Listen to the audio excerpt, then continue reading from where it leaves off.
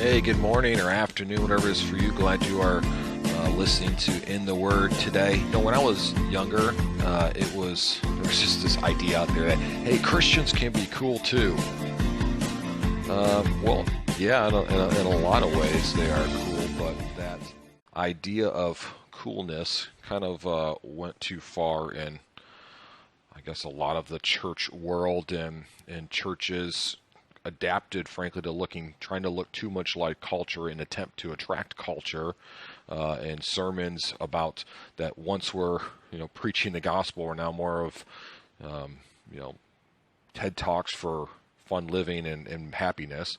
And so Jesus has some pretty strong words about not just to a church, but to an individual of what does it look like. So we talked before about the Beatitudes in the Sermon on the Mount here.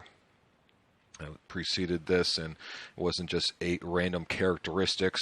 No, it was, this is what it looks like to a person who is in right relationship with God when they have been transformed and the Holy Spirit's moving in them. Yes, they mourn their sin, they desire holiness. Yes, they hunger and thirst for righteousness. They're merciful people. They're pure in heart. They know they're spiritually bankrupt apart from the cross. Okay, so that person, now Jesus goes past that person, now puts it into action, and he's going to make one main point in this section of the Sermon on the Mount. He says, you are the salt of the earth, but if the salt loses its taste, how shall its saltiness be restored? Well, the answer is you can't. I'm not a chemist, but I know that salt, you can't make something that is not salty. And it says it's no longer good for anything except to be thrown out and trampled under people's feet. Now, what are we getting at? Okay, big picture, what Jesus is talking about in this is, I guess I'll say this, be distinctively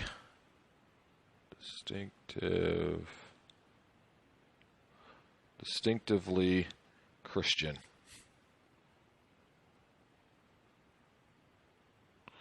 Be distinctively Christian. That is the big idea of what both these sections of verses are about. Because he says, you are the salt of the earth. If you lose your taste, okay, again, doesn't lose its taste. Maybe a better word or understanding for us would be contaminated. Sometimes this writes well, and sometimes it doesn't. Contaminated. So if a salt is contaminated, okay, think first century household living. They didn't have big salt factories and that purified things. If the salt that they had got contaminated, that's a big problem.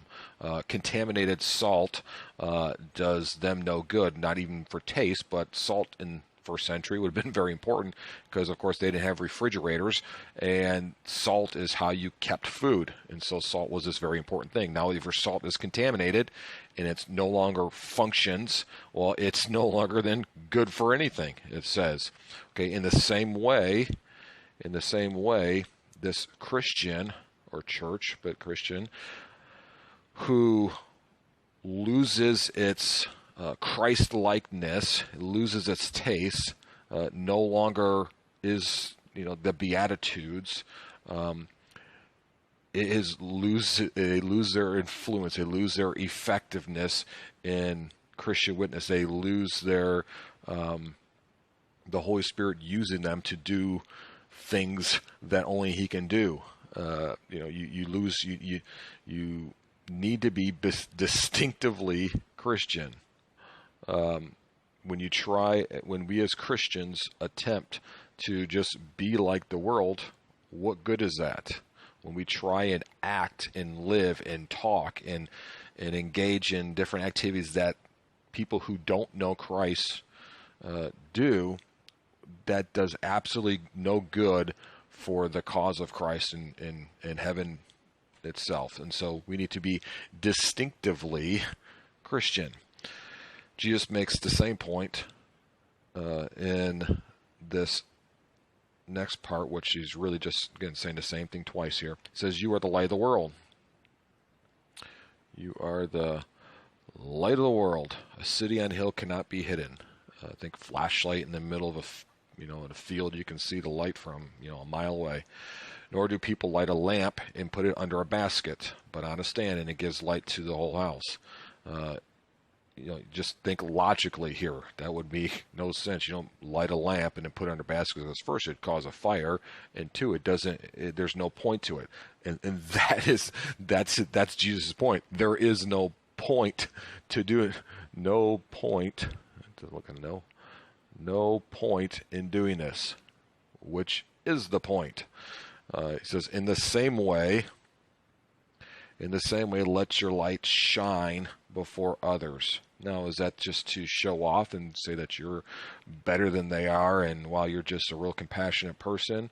No, it's about being used by the Holy Spirit to point people in the direction of Christ, knowing that it's not, you need to be the salt. You can't make your own condiment to transform someone's life.